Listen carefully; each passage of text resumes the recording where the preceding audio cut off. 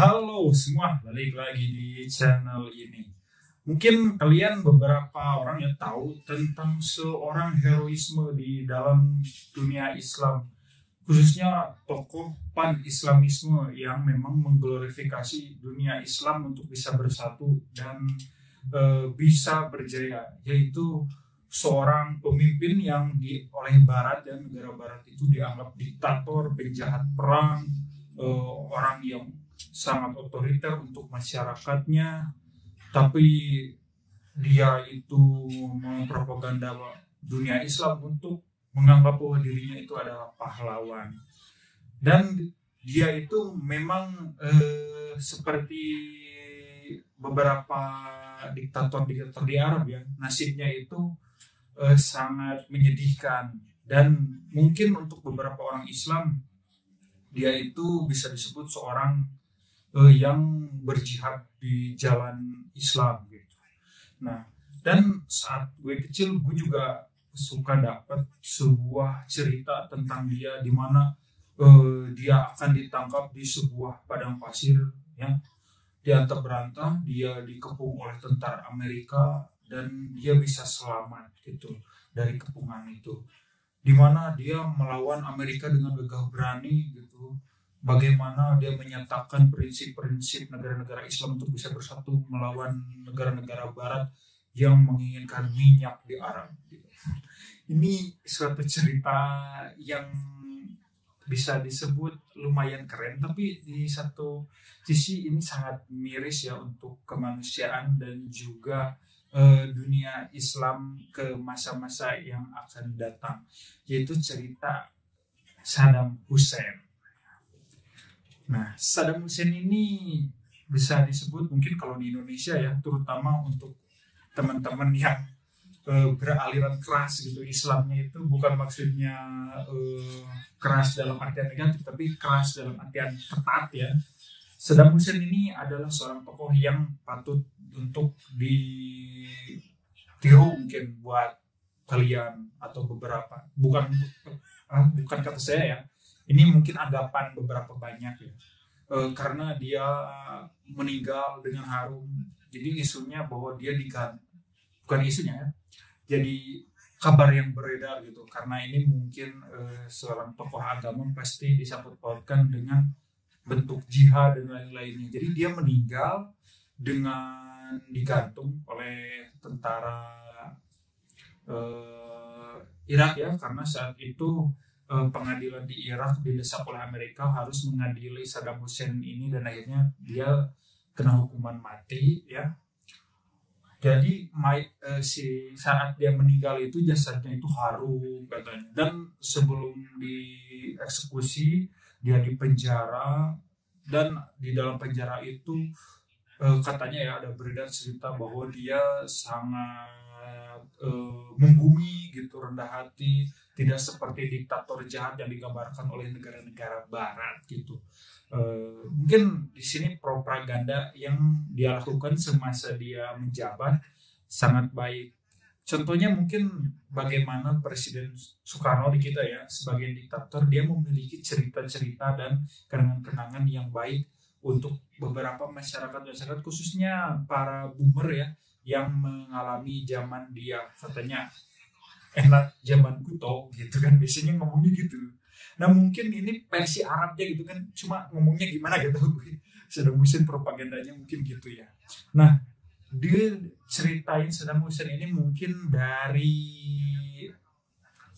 sedikit dengan sejarahnya.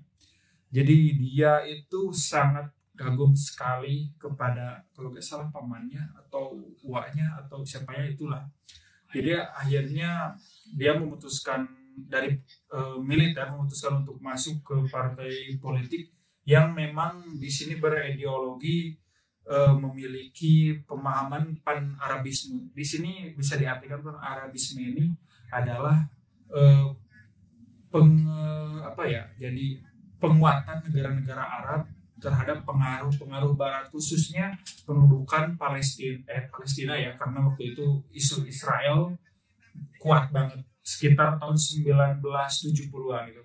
Akhirnya sekitar 1979 ya, Saddam Hussein naik, kalau bisa masuklah ke pemerintahan, terus bisa menjadi presiden dan lainnya.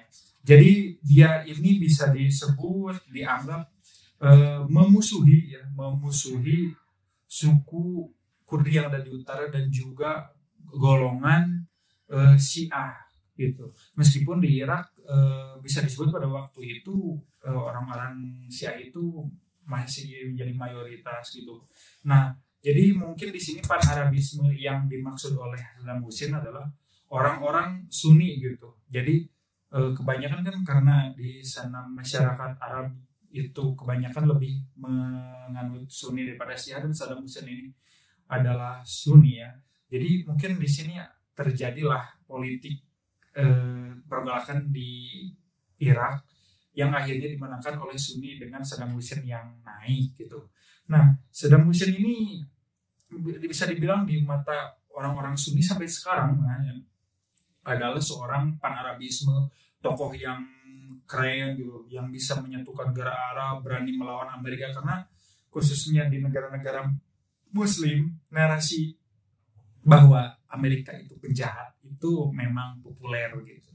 Nah, di situ akhirnya kan Saddam Hussein ini mendapatkan banyak dukungan gitu untuk melawan Syiah yang ada di Iran. Dan akhirnya Saddam Hussein di sini bisa disebut ya menyerang negara Syiah terbesar di dunia, yaitu Iran ya. Karena pada waktu itu presiden sebelumnya ya yang pro barat, Reza, itu dikudeta oleh pemerintahan Iran. Bukan pemerintahan Iran, bisa disebut apa ya, kayak tokoh Syiah yang ada di Iran gitu ya, dinasti Khomeini itulah, sampai turunan-turunannya yang sampai yang sekarang gitu, raja yang sekarang atau presiden atau perdana menteri atau apapun yang disebutnya yang memimpin negara Iran gitu. Nah, di situ akhirnya secara ideologi mungkin Saddam Hussein menyatakan memerangi Syiah gitu. Mungkin di sana ada juga faktor ekonomi, yang memang di sana Iran memiliki cadangan minyak yang besar, dan Irak waktu itu juga mungkin punya ambisi untuk memilikinya. Terus di sisi lain Irak didukung oleh Amerika, yang pada saat itu Amerika sedang memiliki kepentingan di Iran, di mana ya tadi kan sebelumnya presiden di Iran itu adalah pro barat dan akhirnya sekarang malah anti barat gitu. Nah, mungkin di sana ada kepentingan Amerika dan negara-negara barat lainnya ya. Akhirnya secara ekonomi, geopolitik, secara ideologis, dan secara dunia Islam Sunni tadi menyeranglah Iran ini yang dianggap Syiah ya. Nah, di sana bisa disebut mungkin perangnya itu mentok karena Iran tidak bisa mengalahkan Iran gitu. Irak tidak bisa mengalahkan Iran pada saat itu. Jadi akhirnya malah ya nggak ada maju lah, akhirnya nggak ada yang menang ataupun kalah di sana. Nah, tapi yang parah di sini adalah Irak ya, bahwa Saddam Hussein ini merugi banyak gitu karena perang ini dan krisis ini. Nah, akhirnya karena Saddam Hussein ini mungkin dia mengira bahwa dia memiliki politik yang kuat di Timur Tengah, akhirnya dia mencari negara yang sekiranya bisa dia serang untuk bisa memperbaiki ekonomi dia gitu. Contohnya nih sekitarnya, ternyata ada negara Kuwait gitu. Mungkin secara sejarahnya juga negara Kuwait ini oleh pihak Iran ini dianggap mereka ini harusnya masuk provinsi Irak karena sejarah dan lain-lainnya. Tapi karena mungkin penjajahan ya, imperialisme dan pendudukan negara-negara Barat pada saat itu karena Ottoman runtuh, akhirnya dipisah nih, ada Kuwait, ada Irak. Mungkin dengan pembenaran seperti itu, Saddam Hussein menyerang Kuwait ya. Akhirnya di situ akhirnya perang lah. Nah, tapi yang nggak diperhatiin Saddam Hussein di sini adalah Kuwait ini adalah sekutunya Amerika, karena Amerika memiliki kepentingan besar terhadap minyak dan bisnis di Kuwait, termasuk juga diplomasinya yang baik gitu orang di negara Kuwait ini. Akhirnya yang tadinya negara-negara Barat itu pro terhadap Irak untuk menyerang Iran dan melawan Syiah, akhirnya di sini Saddam Hussein malah diserang oleh temannya sendiri yaitu Amerika dan sekitar 42 negara termasuk itu negara Arab Saudi dan negara Arab-Arab sekitarnya. Diseranglah Iran, akhirnya Saddam Hussein kalah sampai sekitaran 2003 kalau nggak salah ya. eh, Pemerintahan Saddam Hussein jatuh, Baghdad dikuasai dan Saddam Husseinnya itu menjadi buron, dicari-cari di eh, seputar Irak dan banyak beberapa versi penangkapan Saddam Hussein. Tapi menurut gue ya yang gue udah rangkum yang paling valid itu Saddam Hussein bersembunyi di suatu rumah ya kecil, rumah kecil. Di sana nggak ada penjagaan bagaimana dia sebagai seorang presiden Irak atau apapun itu, akhirnya ditangkap dan akhirnya dia diadili.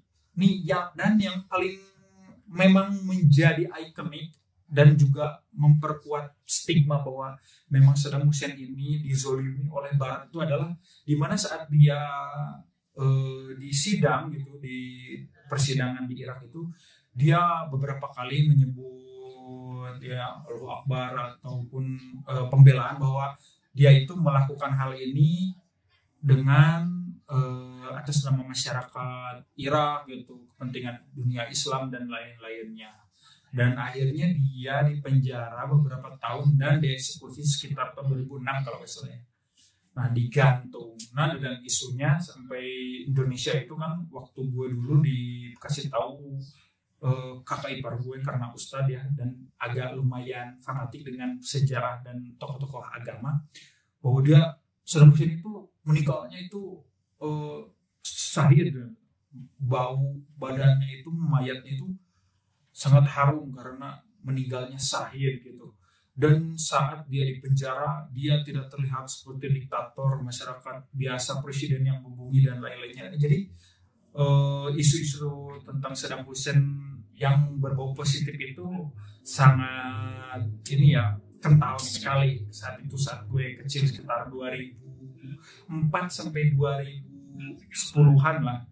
Nah dan dia itu dianggap pahlawan lah di dunia Islam karena mungkin pada saat 2000 dekade ke belakang juga sentimen tentang anti Amerika dan negara-negara Barat terhadap dunia Islam itu sangat tinggi-tingginya dan sensitif gitu. Dimana di sana kan banyak juga gerakan Arab Spring gitu, kudeta raja-raja di Arab yang mungkin oleh orang-orang Islam garis keras ya, dianggap bahwa itu adalah propaganda dan keinginan negara-negara Barat untuk menjatuhkan kesatuan ataupun pan-Arabisme tadi yang digadang-gadang oleh Saddam Hussein menjadi suatu kekuatan besar baru di dunia Islam. Gitu. Oke teman-teman, ini adalah apa ya? Gue bukan membela Saddam Hussein atau menjelekan Saddam Hussein ataupun apa. Jadi kalau bisa kita memahami suatu sudut pandang itu dari berbagai banyak arah gitu, supaya referensi kita bisa menjadi kritis, mengkritisi narasi-narasi yang memang berkembang di sekitar kita. Terutama gue juga kan akhirnya terpapar dengan isu-isu ini saat gue kecil karena kakak ipar gue gitu. Nah di sini kan bisa harusnya mungkin kalau punya perspektif Barat kita harus memandang Saddam Hussein ini bukan harus ya, tapi kita mendapatkan gitu informasi tentang Saddam Hussein ini adalah seorang diktator, dia mendiskriminasi suku Kurdi yang ada di utara, dia juga menganggap bahwa orang-orang Syiah yang pada itu banyak tinggal di Irak adalah musuh ataupun jelek gitu stigmanya, dan juga dia melakukan pemerintahan yang otoriter yang dimana kita juga pernah mengalami keadaan otoriter di zaman Soeharto yang paling diingat dan kentar gitu. Di sisi lain kita juga harus bisa memahami bahwa Amerika gitu melakukan pengaruh yang sangat besar dan penting di dalam kenaikan dan kejatuhan bahkan kejadian perang yang konflik Timur Tengah ini, dari mulai penyerangan negara Iran oleh Irak, eh, menjatuhkan Saddam Hussein gitu, membela Kuwait dan lain-lainnya. Sehingga mungkin dalam sudut pandang orang-orang Islam, peran Arabisme ini bisa gagal. Jadi penyatuan negara-negara Arab ini bisa gagal. Nah, terus di sudut pandang orang-orang Arab dan Saddam Hussein ini, kenapa Saddam Hussein bisa disebut seorang pahlawan? Karena memang narasinya memang Saddam Hussein dari dulu konsisten bahwa pendudukan Israel terhadap Palestina itu tidak boleh. Bahkan Saddam Hussein pernah memutuskan diplomasi dengan negara Mesir yang melakukan perjanjian Camp David gitu, dengan Israel gitu untuk masyarakat Palestina, sehingga dianggap bahwa Mesir menyerah dan melunak terhadap Israel gitu. Nah, akhirnya kan negara-negara Muslim pun banyak mendukung Saddam Hussein ini dan Irak gitu, termasuk juga Arab Saudi, negara Kuwait dan sekitarnya gitu. Nah, ini sebenarnya masih banyak perspektif Saddam Hussein sebagai pemimpin, sebagai musuh Barat, ataupun sebagai diktator di negara Irak. Kita bisa banyak memahami ya di mana gitu, plus minusnya, baik buruknya dan lain-lainnya. Jadi di sini namanya manusia kan nggak ada baiknya atau negatifnya, ataupun nggak bisa kita cap bahwa Saddam Hussein ini full seorang pahlawan yang tanpa dosa. Tapi kita juga tidak bisa mencap bahwa Saddam Hussein ini seorang pendosa diktator yang tidak ada manfaatnya. Mungkin pada negeri seperti Arab gitu, di mana konflik ini ya, gue perumpamain di Arab itu suku Persia gitu, suku Kurdi, beda suku aja perang gitu, beda aliran agamanya mau Sunni Syiah itu udah perang gitu. Terus beda bekas jajahan aja kayak Kuwait sama Iran, Irak itu perang gitu. Jadi emang riskan banget perang, karena mungkin mereka terbiasa dengan konflik. Jadi dari dulu karena negara Arab yang tandus, mungkin terbiasa dengan perebutan sumber daya alam, dan akhirnya negara-negara Arab ini kalau menyelesaikan masalah itu lebih baik pakai otot daripada pakai kekeluargaan, mungkin kayak di Indonesia. Beda sekali dengan Indonesia, mau ada kecelakaan nih, anak kalian ditabrak gitu sama siapa gitu, asal ada kekeluargaan, kasih aja 50 juta gitu. Anaknya nggak apa-apa meninggal, yang penting kekeluargaan. Nah gitu mungkin kalau di Indonesia. Tapi kalau itu kejadian di Arab, mungkin anak kita ditabrak oleh orang, mungkin satu kampung bisa nyerang kampung sana dan akhirnya menjadi perang saudara, mungkin seperti itulah, karena terbiasa dengan konflik-konflik dari dulu. Nah, akhirnya kan di sini mungkin kepemimpinan yang keras dalam tanda kutip diktator mungkin bisa, ini bukan pembenaran ya, tapi mungkin bisa, ini kan membuka pemahaman seluas-luasnya, lebih cocok mungkin untuk di negara-negara Arab daripada masyarakatnya terbuka terhadap demokrasi yang harusnya kan lebih didepankan narasi, diskusi, musyawarah dan lain-lainnya daripada menggunakan otot dan senjata api gitu. Ya teman-teman, kayaknya segitu, kalian tangkaplah itu maknanya. Semoga ini menjadi pembahasan dan masukan selama di bulan puasa ini, biar kalian lebih paham lah tentang isu geopolitik, gak didoktrin bahwa ini benar, ini salah, itu buruk, ataupun menganggap bahwa memang Barat itu jelek semua gitu. Jadi ini lebih ke memberi masukan yang lebih luas gitu. Oke teman-teman semua, kasih like, comment, subscribe, apapun itulah, penting ada jejak dan traffic di video ini biar video ini gak stuck gitu dan nyebar ke teman-teman yang lain supaya lebih bermanfaat. Ini gue diskusi aja ya, sotoy lah. Kalau emang menurut kalian ini gak berdasar, referensinya kurang ataupun kurang akurat, salah masih banyak sana sini, ini mah sotoy aja lah, gak apa-apa, hujat aja di kolom komen biar banyak trafficnya. Sih semua. Oh iya, karena ini konten Islam ya, harusnya tadi dibuka sama salam, sekarang gue tutup sama assalamualaikum warahmatullahi wabarakatuh.